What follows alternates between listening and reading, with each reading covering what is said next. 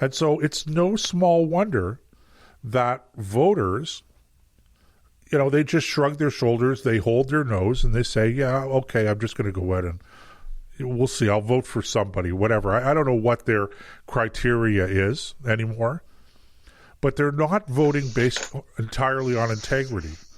Or if they are, they're misinformed because it's endemic. It's rampant. It's like COVID-19, only it's more infectious.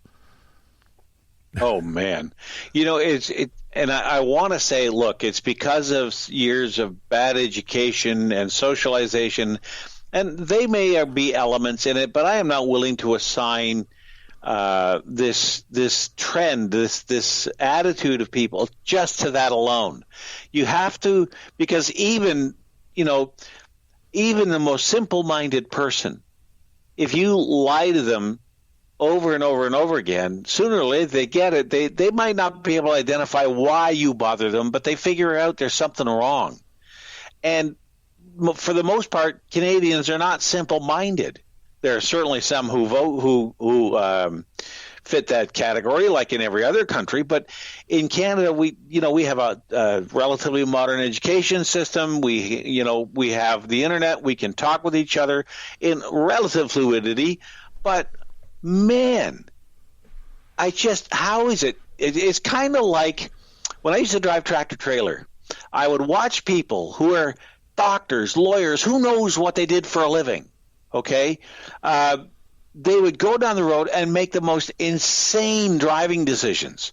It's like when they went out to their car in the garage, they opened the top of their skull, pulled out their brain, dropped it in a jar of pickling salt, closed their head, got in the car and drove, and left their brain behind.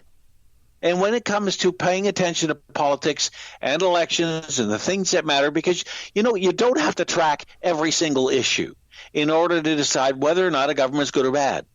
Because even a blind hog finds an acorn once in a while. Doug Ford and the Paul Bernardo situation, you got to give a nod to Doug Ford. Bernardo was denied, the parole board denied Bernardo a release on parole. And I think Bernardo, for as far as I'm concerned, should spend the rest of his life in a hole somewhere. And I'm sure he will. In general, I certainly hope so.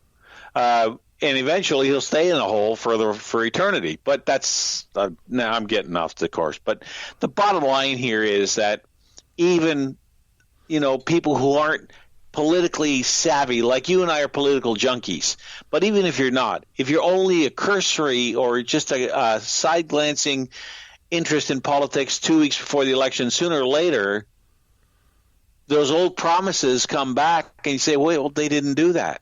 Or like take Justin Trudeau's electoral promise to revise the way we elect people to Parliament until he got elected. He said, hey, this actually worked out pretty well, and broke his promise.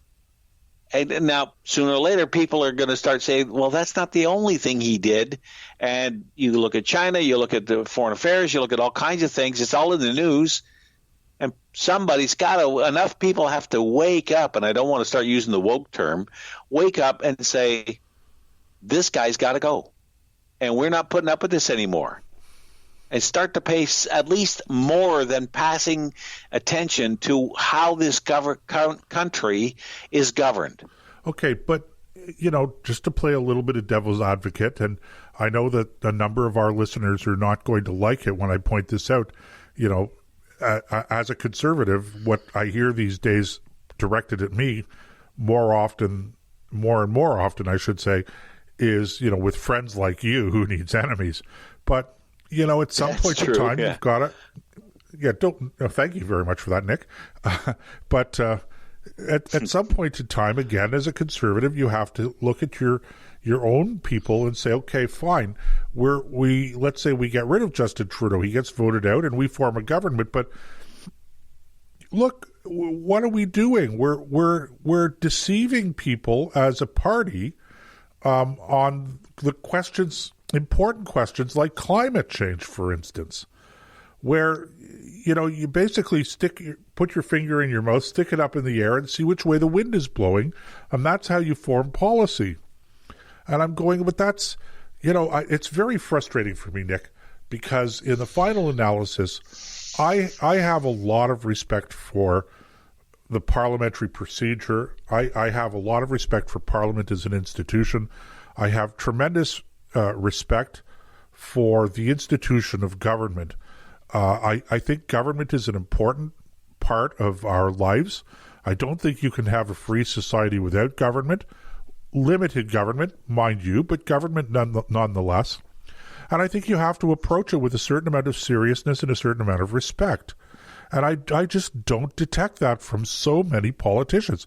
Not all, but too many just take it like it's a game. And, the number of times I've sat amongst politicians from all political parties, and over the course of a conversation, I've basically, not lost my temper, become annoyed.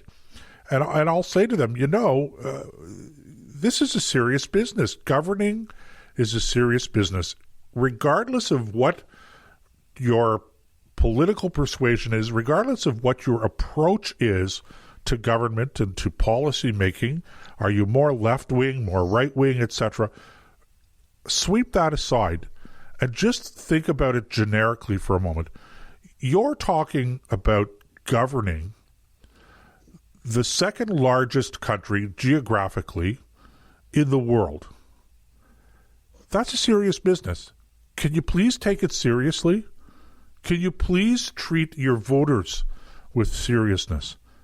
Now, the old Winston Churchill observation that it only takes about 15 or 20 seconds with the average voter to be turned off of democracy. Yeah. Okay, but, he said that tongue-in-cheek, and he also said that democracy is the worst form of government except all of the others. That's true, too, except for all the other ones you've tried. So look, all I'm saying is it's a serious business, and it's politicians have to take it seriously. And by serious, I mean they have to be responsible.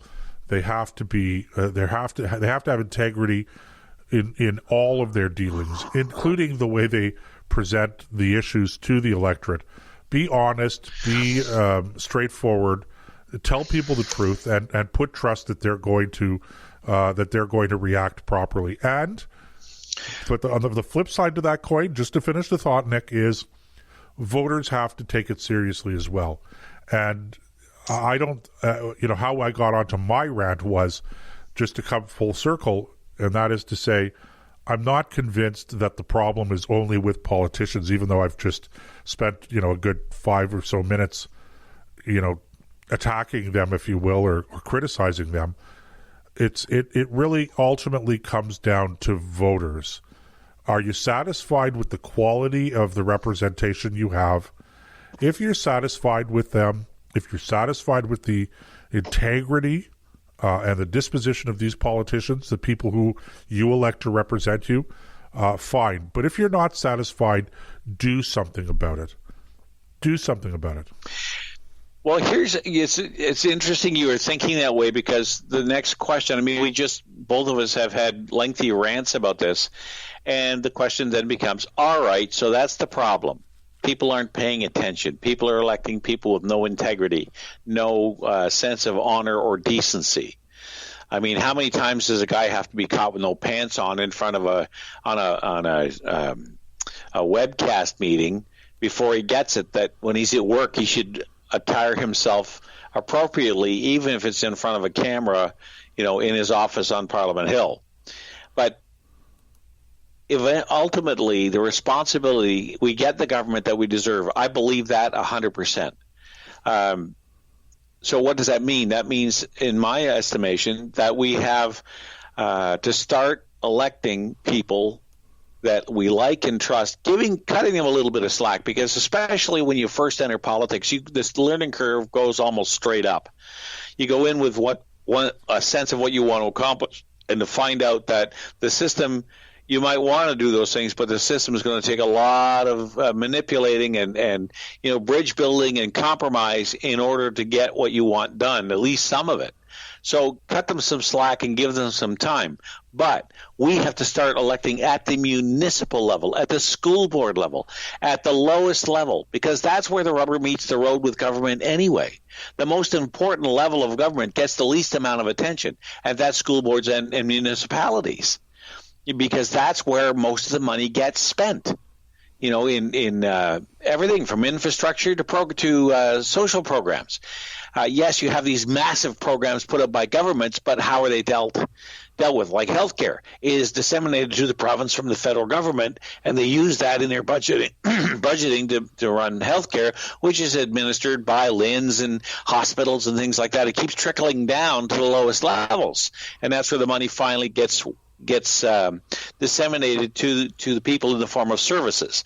So we have to start electing people who don't have sticky fingers, who are willing to tell us the truth, no matter what that truth sounds like, and have the sense that the only thing that they really have to offer is their good name. Is that when someone stands for election and say, "I want to represent you," they have a name that you can trust, and a name that they're not perfect, like I said, but they have a bit of a reputation in the community for getting things done and being honest and upright about the way they do it. And when we start electing those people and rewarding them for when they do the right thing and firing them when they don't, everybody else will get the message, and they'll begin to behave the same way. Well, we like to think so anyway, Nick. We certainly like to think so. Well, you got to start somewhere. That's true. No question about that. You do have to start somewhere, and that's the place to start. And you're right. Just to sort of put a finishing touch on this, because we're coming to the bottom of the hour now. But the observation that you make about municipal politics being really the most important segment or the most important area of political life where people need to pay attention is spot on. It's where the government decisions have the most impact on your day-to-day life is at the municipal level.